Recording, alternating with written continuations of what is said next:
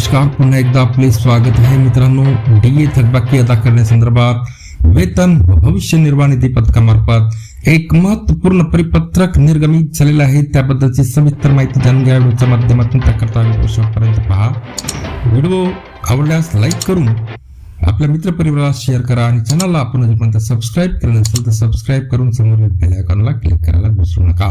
तर मित्रांनो, 3% महागाई भत्ता थकबाकी अदा करण्यासंदर्भात वेतन व भविष्य निर्वाह पथकामार्फत एक महत्वपूर्ण परिपत्रक निर्गमित करण्यात आलेला आहे.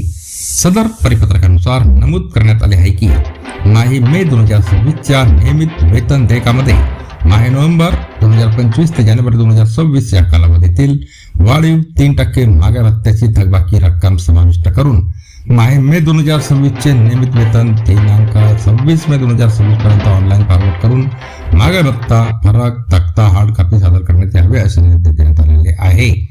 यानंतर सदर कालावधीमधील महागाई भत्त्याच्या थकबाकीकरता शालार्थ प्रणालीमध्ये टॅप उपलब्ध करून देण्यात येणार नाही याची नोंद घेण्याचे निर्देश देण्यात आलेले आहे.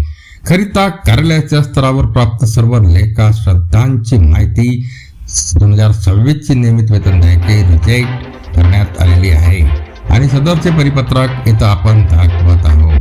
तर मित्रांनो, पुन्हा भेटूया नवीन अपडेट घेऊन पुढच्या व्हिडिओमध्ये. धन्यवाद.